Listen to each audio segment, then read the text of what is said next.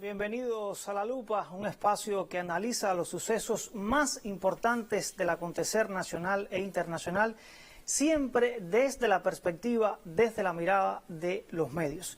Precisamente por el protagonismo que tienen las redes sociales en los últimos incidentes de desorden e intentos de desestabilización en Cuba, les presentamos hoy esta emisión especial de La Lupa. ¿Qué es en la práctica la llamada guerra no convencional denunciada? ¿A dónde puede conducir la retórica de cierta prensa de un supuesto clima de ingobernabilidad en nuestras ciudades? ¿Cómo se desarrolla en paralelo esta guerra desde sus dos escenarios fundamentales, la calle y los medios? Las respuestas a algunas de estas preguntas en los próximos minutos.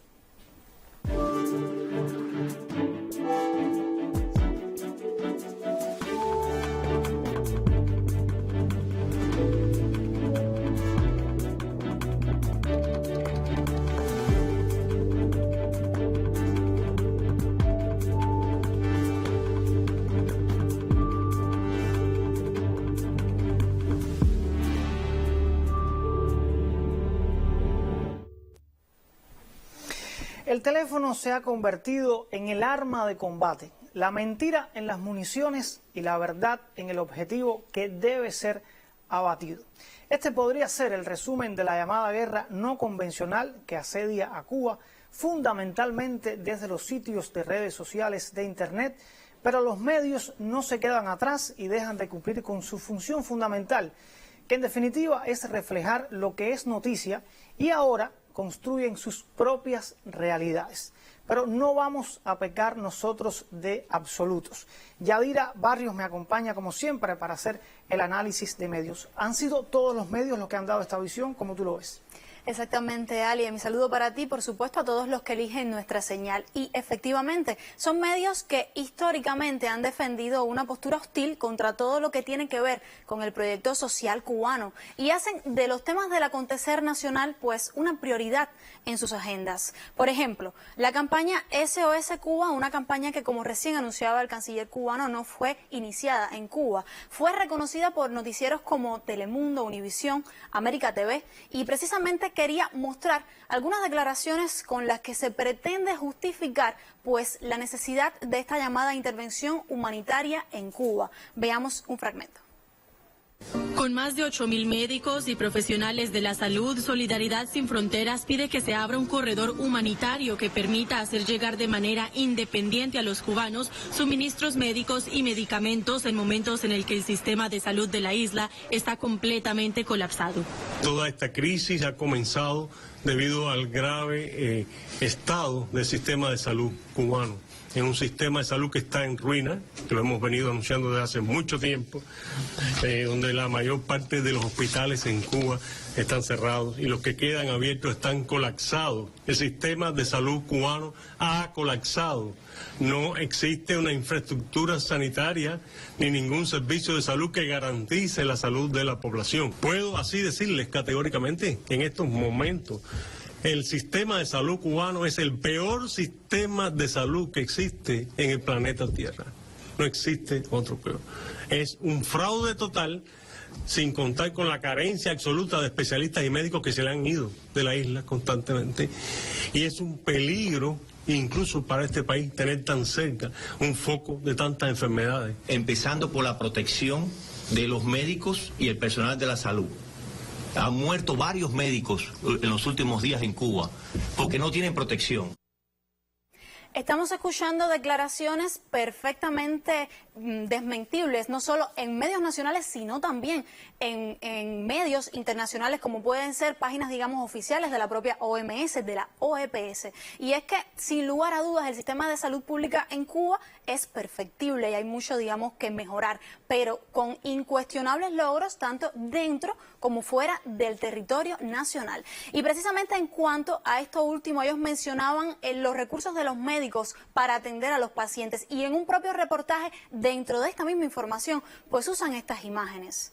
Entonces estamos hablando de un tanto incluso de irrespeto a la propia audiencia. Otra línea de mensaje permanente ha sido el llamado a la participación del gobierno estadounidense en los asuntos internos cubanos. Por ejemplo, veamos un fragmento. Funcionarios del régimen cubano llegaron este mediodía a la Casa Blanca con una exigencia para el presidente Joe Biden.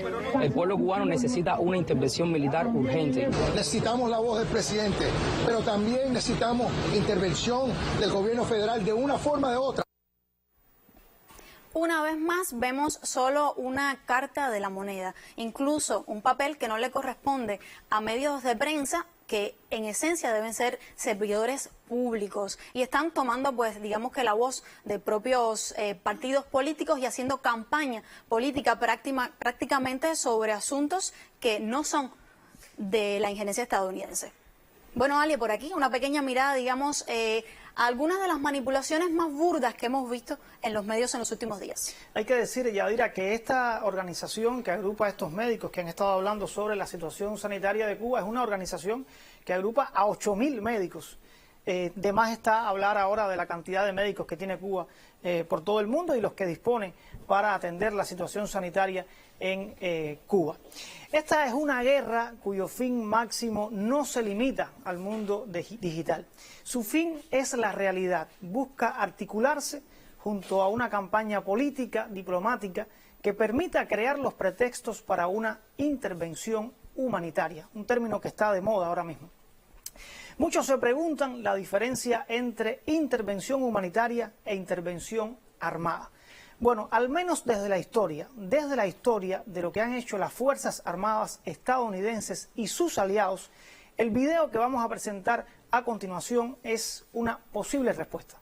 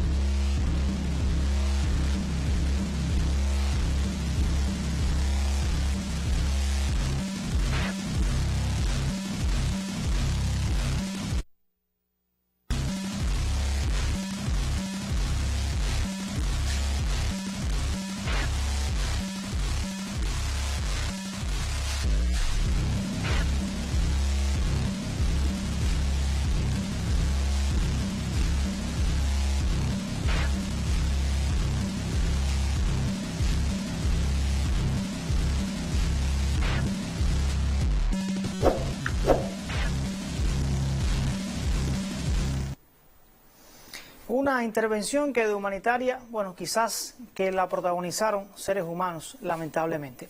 Vamos a sumar a nuestro análisis a nuestro invitado de hoy. Se trata del profesor de la Facultad de Comunicación de la Universidad de La Habana, también periodista de la revista Alma Mater, Max Barbosa, con quien quiero conversar precisamente, por supuesto, sobre esta campaña que se está desatando, que se está en pleno desarrollo, digamos, contra Cuba. Max, concretamente, ¿qué características presenta estas acciones desde el punto de vista mediático? ¿Por qué está en el centro, digamos, el tema de la manipulación? Al equipo de La Lupa y muchas gracias por la invitación. Bueno, estamos en un contexto donde las redes sociales digitales, Internet como contexto, son un escenario perfecto, el caldo de cultivo perfecto para hablar de manipulación mediática, para hablar de manipulación informacional. El término fake news es un término muy recurrido, pero a mí ni siquiera me gusta llamarle fake news porque las noticias falsas no existen, las noticias tienen que ser verdaderas. Y en este contexto de Internet, hoy pues se propagan informaciones que pueden ser falsas, pueden tener parte de realidad, pueden estar construidas desde una realidad anterior y sacadas de contexto. Todo esto forma parte de ese proceso de manipulación mediática, de manipulación informacional, y son informaciones que se propagan a través no solo de los sitios de redes sociales, sino se propagan a través de los servicios de mensajería. Por ejemplo, cuando un amigo te envía una información que no está contrastada, que no está verificada sobre un tema específico, pero que es creíble porque te lo envía un amigo, o es creíble porque al inicio del audio dice el que habla es una persona con determinada jerarquía, supuestamente, sobre el tema. y es información que no es real, que es falsa. También, en cierta medida, tiene que ver con la sobreabundancia de información. Es decir, no solo con la desinformación per se, no solo con las noticias falsas o con las informaciones falsas, sino que hay sobreabundancia de información y todo el mundo está hablando de lo mismo en un contexto como el actual. Todo el mundo habla de lo mismo, todo el mundo replica la información que puso un medio anterior o que puso una fuente anterior en redes sociales. Y son ejemplos que deberíamos a veces estudiar para saber también cómo contrarrestar ese efecto. No me atrevo a decir que son más las personas que están desinformando que las que están informando, pero sí hay mucha replicación de esa información. Max, mantente con nosotros porque te tengo una segunda pregunta, pero antes quiero comentar que en esta guerra participan no solamente los medios tradicionales o las redes sociales de Internet. Por ejemplo, se ha visto que se utilizó y se utiliza la etiqueta SOS Cuba desde grupos de compraventa en Internet, que por supuesto cuentan con gran popularidad en Cuba, sobre todo en este tiempo de pandemia, y lo utilizan ahora para convocar a las acciones de calle, incluso con manuales didácticos de las técnicas concebidas en la llamada guerra de cuarta generación. Más adelante quizás podamos poner algunos de estos fragmentos. Max, pero me gustaría seguir profundizando contigo, porque esto que acabo de decir es una evidencia de que lo que se habla de esta guerra no convencional, donde se articulan usuarios conectados, control con robots, parece una guerra de ciencia ficción. ¿Cómo lo ves tú? Sí, no estamos exagerando. Estamos realmente en un contexto donde si la guerra sigue siendo también con bombas y tiros, estamos donde están las personas, que es en Internet. Y ahí también hay una guerra con intereses políticos. Recordemos la Plaza Tahrir, Hosni Mubarak en Egipto, y cómo las personas se movilizaron hacia esa Plaza Tahrir a tumbar el gobierno de Hosni Mubarak.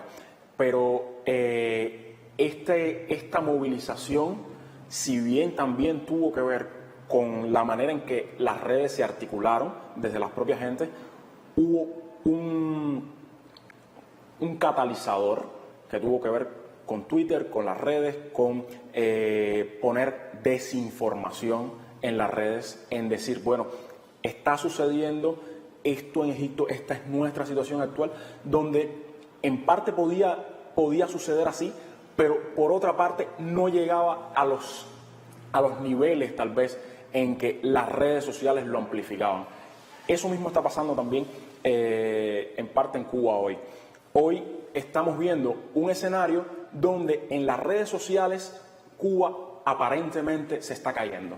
Sin embargo, cuando vas a la calle se mantiene el ambiente cordial de nuestro país con la vacunación, se mantiene el ambiente cordial de nuestro país con las personas llevando su rutina diaria. Gracias, Max, por tu presencia en La Lupa. Les comentaba que en esta guerra de cuarta generación no solamente se utilizan los medios de comunicación, las redes sociales, también comentaba cómo algunos grupos de compraventa en Internet, esos grupos que son utilizados por las personas para hacer actividades, digamos, comerciales, para encontrar determinado producto que necesitan en un contexto muy particular, muy complejo, por el contexto de pandemia. Bueno, allí se colocaron mensajes que incitaban a la violencia, que exponían el manual de la llamada guerra de cuarta generación. No sé si tenemos las fotos que ilustran claramente cómo le explicaban a los ciudadanos qué deben hacer, cómo deben actuar en una manifestación, cómo enfrentar a las fuerzas policiales, cómo utilizar el teléfono, de qué manera conectarse. Y estamos hablando que son sitios donde las personas no consumen una información o un contenido de corte ideológico, sino que van en busca de otros intereses, de otros consumos. Esta es una clara evidencia de cómo esta guerra tiene dos caminos que van en paralelo, que van al mismo tiempo.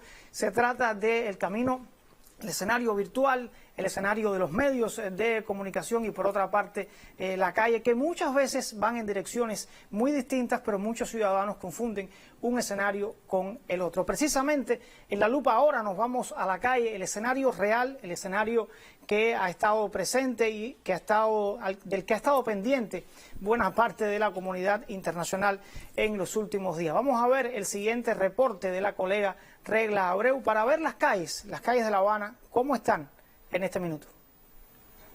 Así amaneció la capital cubana este viernes.